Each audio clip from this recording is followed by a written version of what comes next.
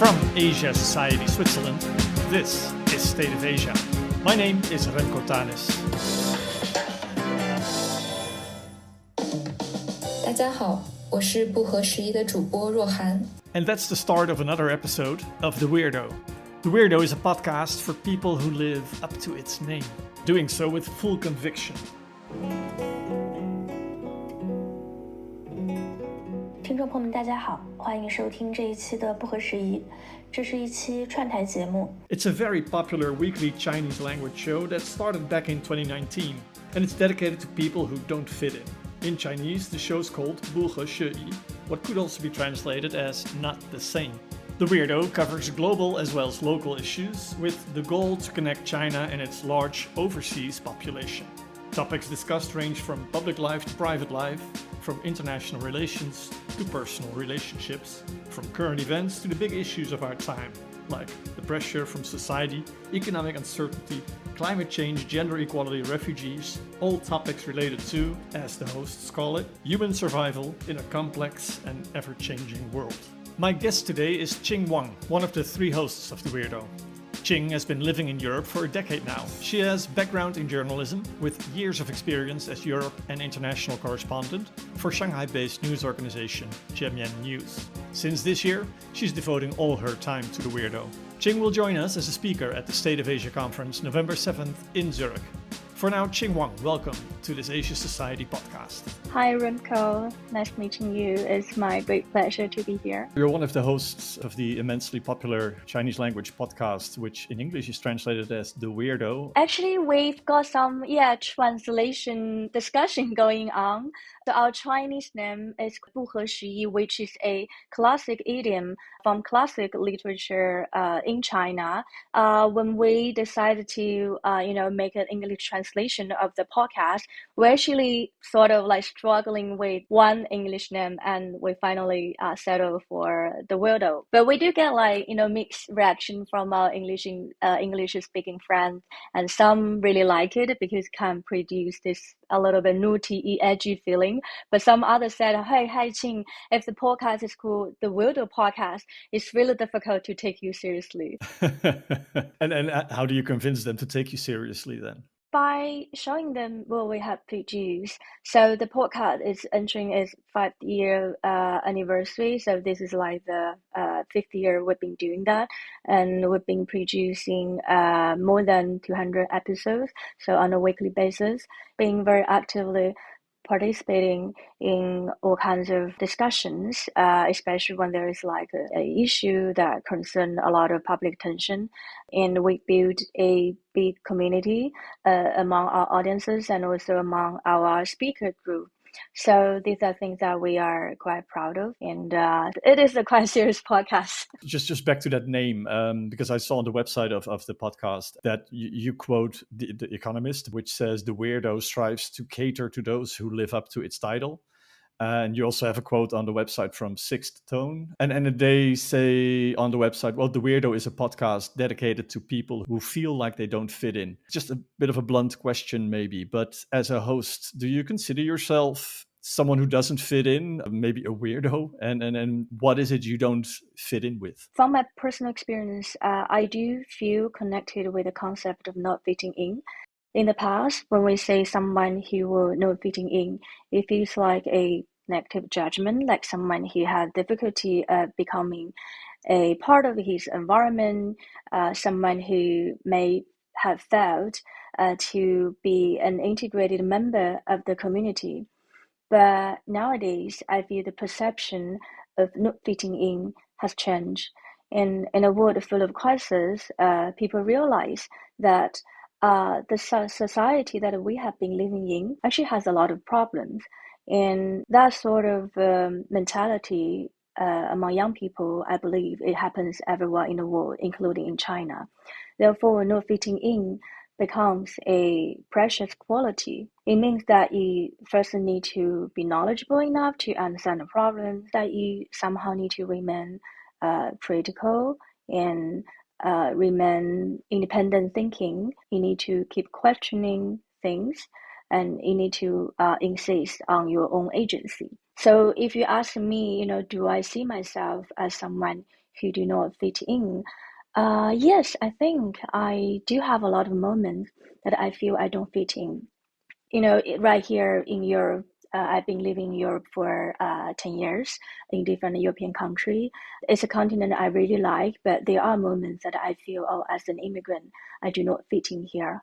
And returning to my home country in China, it's a country where I was born and I was raised. I have my family, my friends, but after 10 years of living outside of China, there are loads of moments that I feel I don't fit in. The podcast comes out with a new episode every week. Each episode gets over 400,000 listens, while the podcast has more than 1 million followers across all platforms. What explains that success, do you think? We were one of the first group who were seriously doing podcasting in Chinese language. We were kind of early in the game, and China was a little bit slower than the English podcasting world.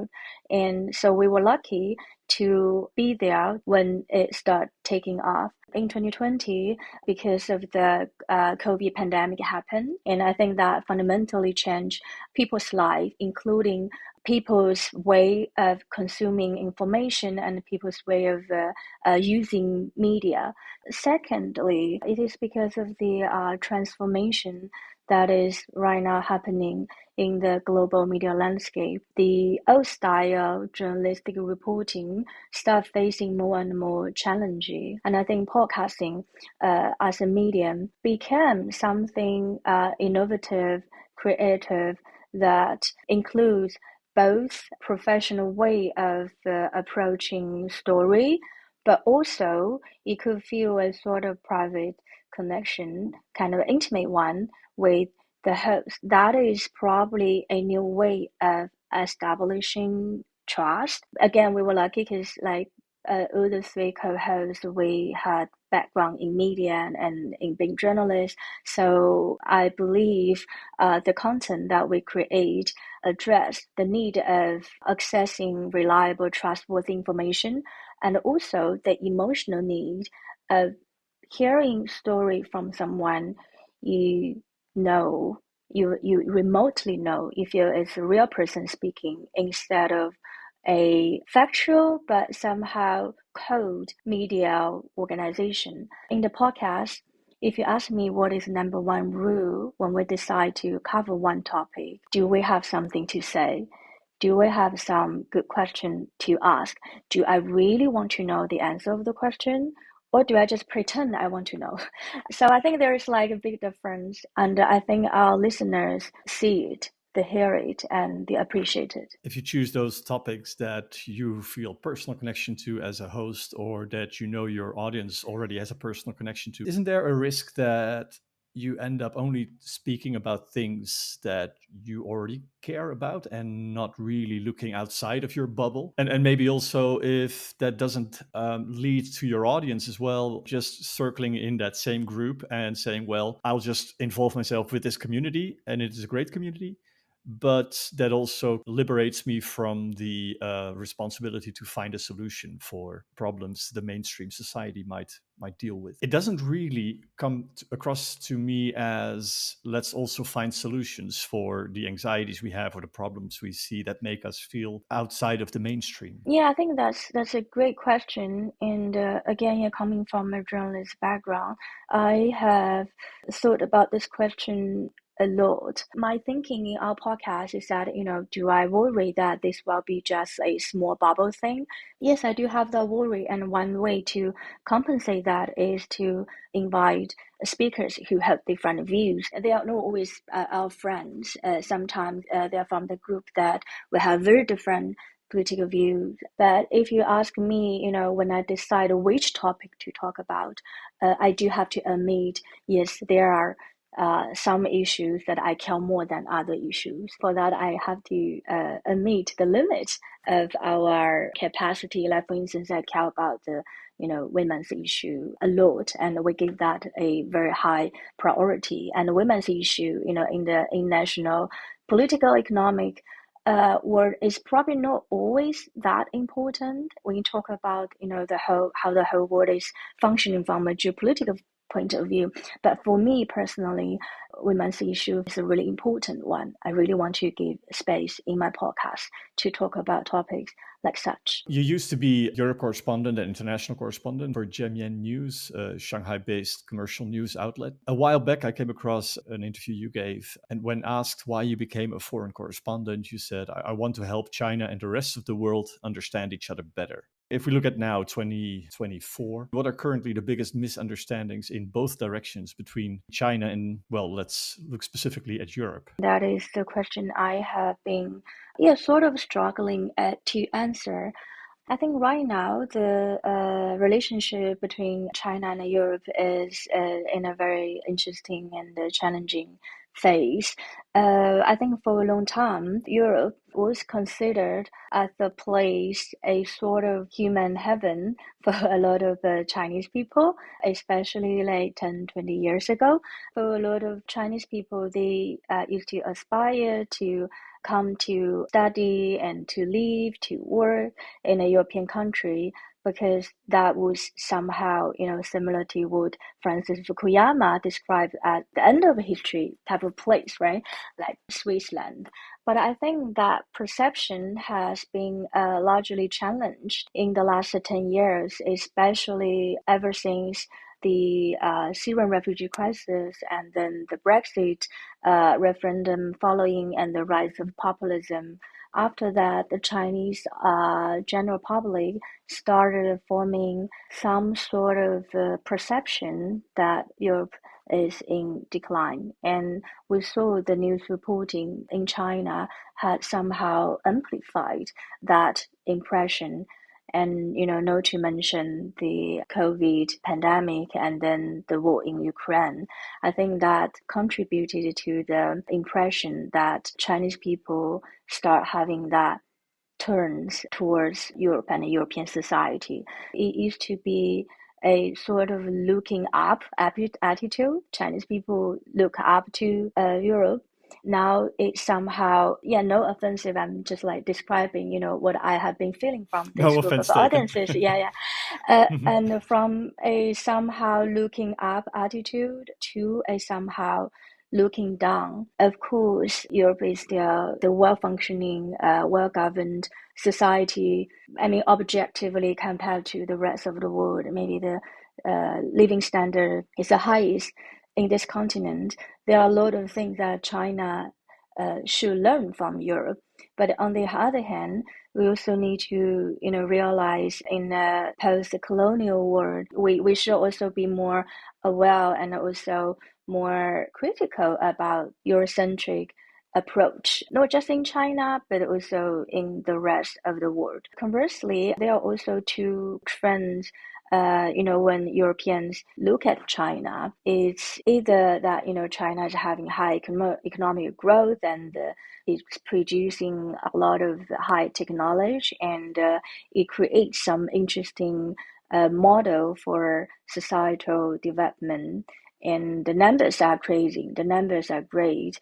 But on the other hand, there are also voices that consider China as a place where a lot of basic values that European society appreciate have no place to go in China. And China is considered as a place that is very different, also almost impossible to change in the future. The second one is somehow taking a prominent position.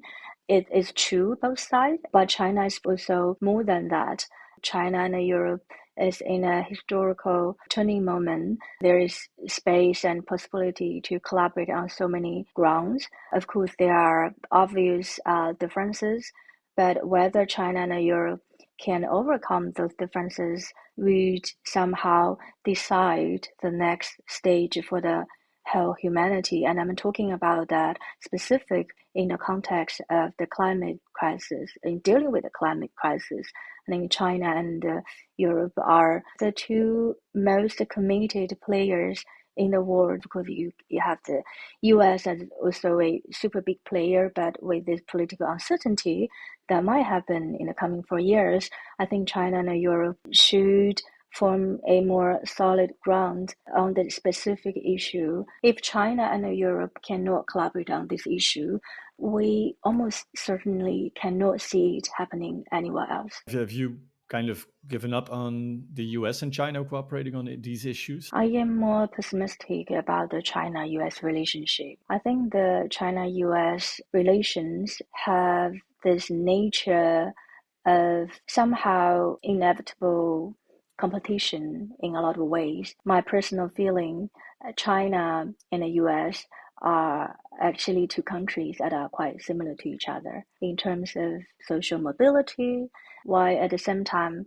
I think a lot of European countries actually provide very different model of governing, model of living, way of living, prioritizing the well-being of people and reflecting on this capitalism way of functioning in a lot of dimensions. China and Europe, it's just because they are so different from each other that might open up space to really see and learn from each other. I just wanted to dive a little bit more into some of the recent episodes you've done with the Weirdo. One recent episode talked about the question on how to re-examine what in translation came out as East Asianness or being East Asian while living in Europe or the US. A few listener comments stood out to me.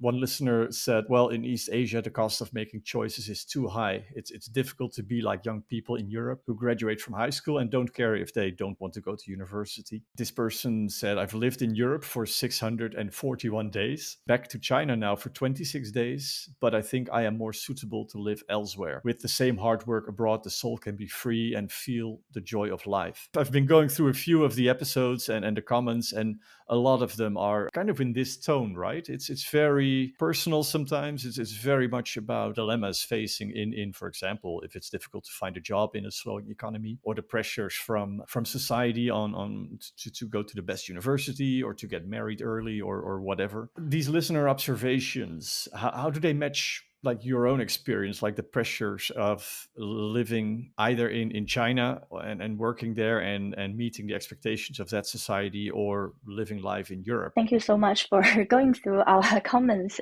so attentively.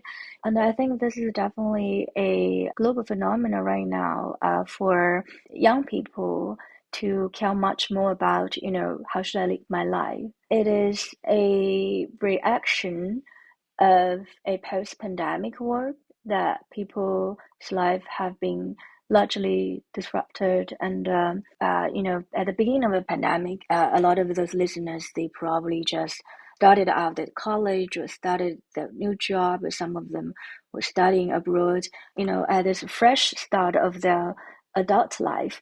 Then the pandemic happened and it disrupted everything. And, I've also heard similar stories for European young people and also for, American young people. So this kind of frustration or a slightly depressive tone of voice, it probably has a global outreach. In the case of China, like for instance, as a woman in China, young women are under a lot of pressure. The society will tell you that if you want to be a perfect woman, you not only need to have a career, but you also need to have children. And you better have children in certain age. And that's when you get out of the environment that you're familiar with, like you move to another country. A lot of them come to Europe, some of them went to the US. The moment you get out of your country, you somehow acquire something I called immigrant privilege. It's a kind of ironic term because, as an immigrant, of course, you have to deal with all sorts of immigrant issues in your host country. But at the same time, a lot of Asian women, they do feel more liberated because, first of all, if you look at all the index ranking of gender equality, most of European countries have very high scores. This is not to say that, my personal experience, I'm experiencing things from both sides. Like on the one hand, I feel liberated because I am outside of my home country. When my family wants to push more pressure on me in terms of, my marriage or my children, then I am a little bit further away from that pressure. So I feel liberated in that way. And also, European society have a lot of infrastructure to ensure some basic gender equality. But on the other hand, as a migrant woman in European society, I also have to deal with sometimes like unspoken, but sometimes very obvious racism and sexism. There are also stereotypes about migrant women, especially women from Asia, and also women from Middle East and from Latin America. So I feel like we are sort of in between two systems, and sort of trying to, find our way and to navigate, to be authentic to our feeling, and to try to have a good life. I wanted to refer to one more recent episode of the podcast, and that was about Germany, how the Middle East crisis, the war in Gaza is affecting Germany. The episode was described on the website as for Germany, the past is never really the past. The Holocaust still affects Germany, shapes the German worldview. So how do Germans face this new context of both wanting to stand up for human rights, also in wartime, for the many civilians who are a victim in the Middle East, but at the same time not coming across as being too critical of Israel's role in everything because of Germany's own past? I don't mean to discuss the Middle East crisis with you here, but what I noticed in this episode is how detailed the discussion is on the views of Chinese expats in Germany, on how they see their host country, Germany, deal with this major world crisis. And it made me think: do you think Europeans have that kind of discussions on what happens in China? Because this seems very much like Chinese expats living in Europe really debating how a European country is dealing with certain world affairs. Do you feel that kind of nuanced discussion is taking place amongst Europeans about how China deals with certain world events? I think there are, great China experts in Europe. I know a lot of them, and I believe you and your organization is the central hub of a lot of the China experts. Like the knowledge around China is huge.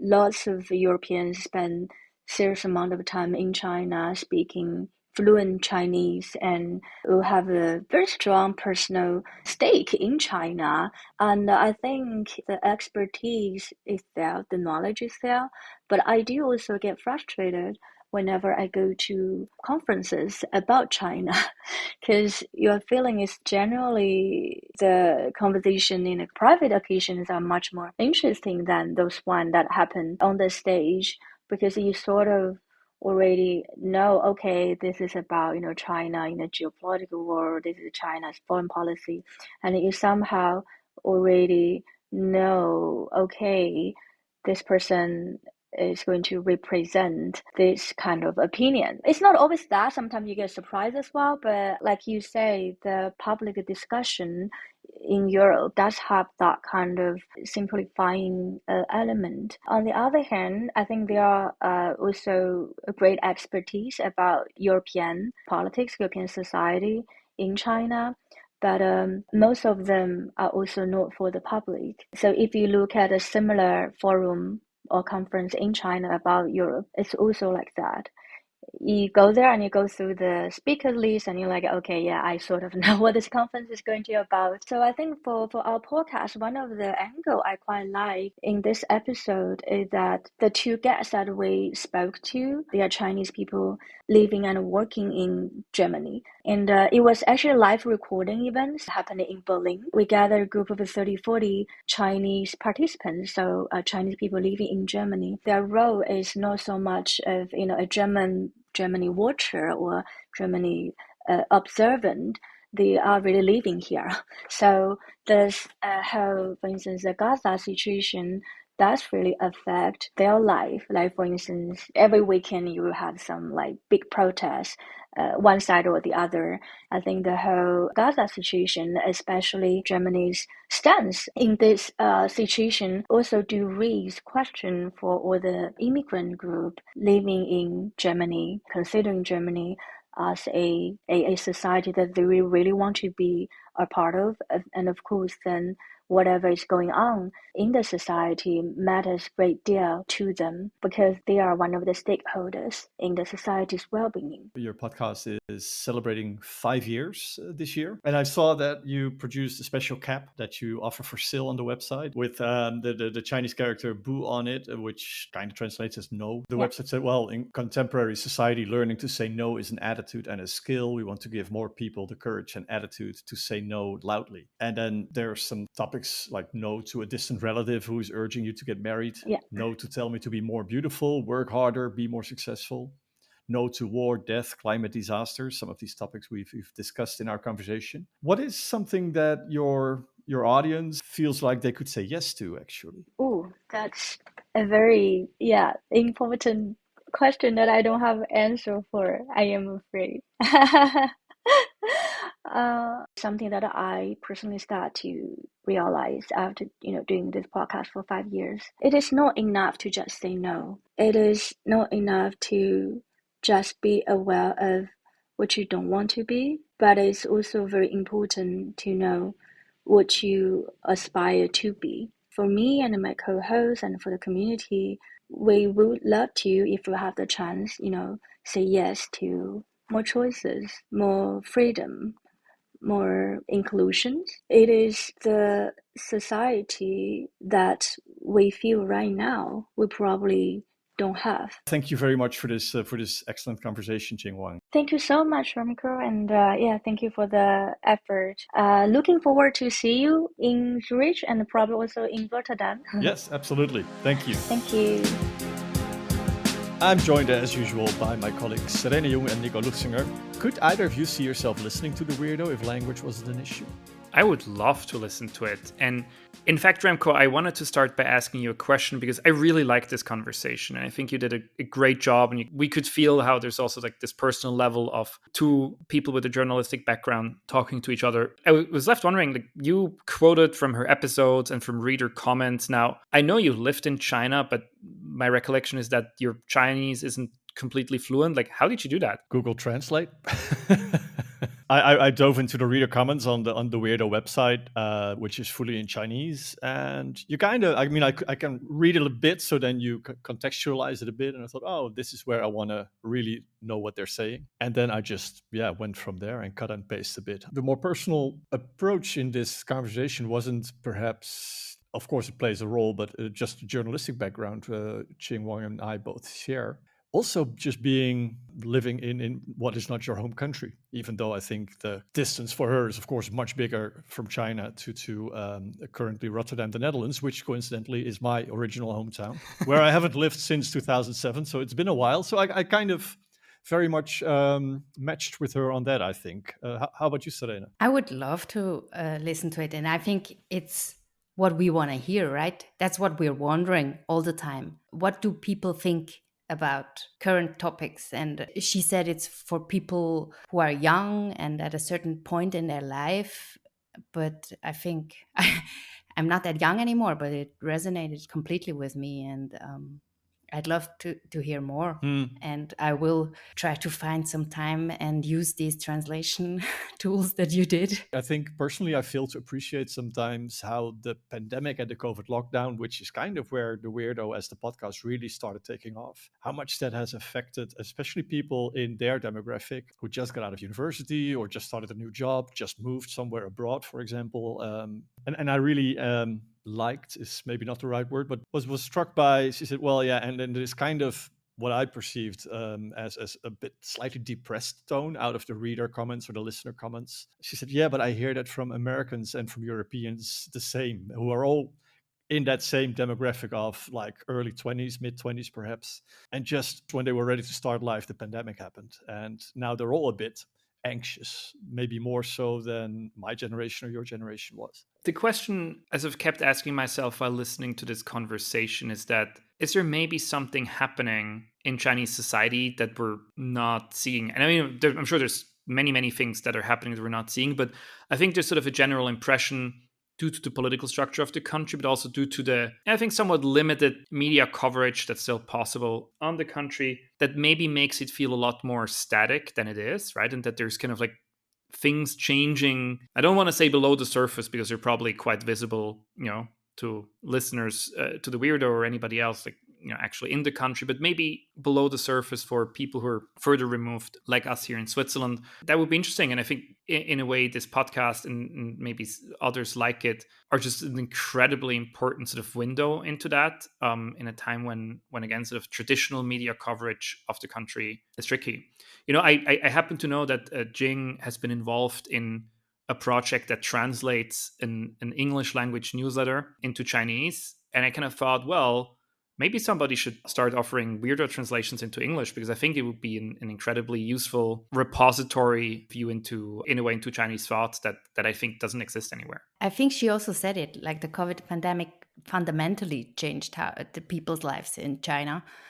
But I think it also did here, where in Europe, the place she calls that used to be perceived as this end of history place, which I loved. But yeah, things are different. It's not this safe and happy place anymore.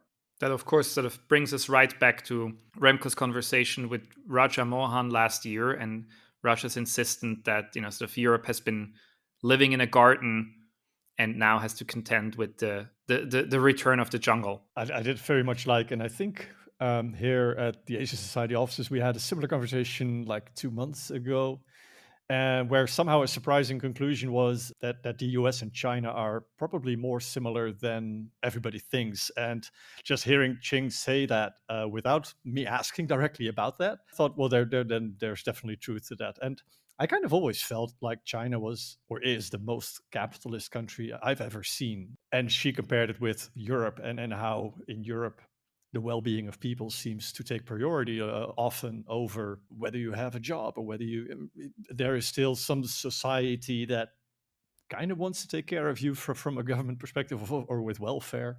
She specifically mentioned social mobility in the US and in China. And I think that line goes through to being both very capitalist societies where if you can't hold up your own pants, you're kind of screwed. I had to laugh.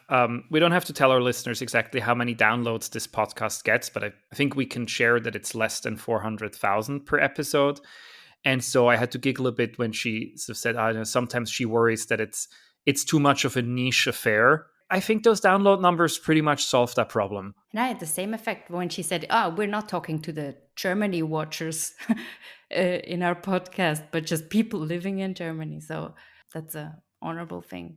And that we should maybe also consider doing more. I'm looking forward to that. I think that will unlock a whole new universe of podcasts for everybody that previously have not been available. So that's all for this episode. Qing Wang is part of the stellar lineup of speakers at our State of Asia conference in Zurich on November 7th. More information is on our website. A link is in the show notes. And that's where you'll also find links to details on all our upcoming events, how to become a member of Asia Society Switzerland, and other ways to support us. Be sure to follow State of Asia in your favorite podcast app to not miss out on next episodes. My name is Remco Tanis. Thanks very much for listening.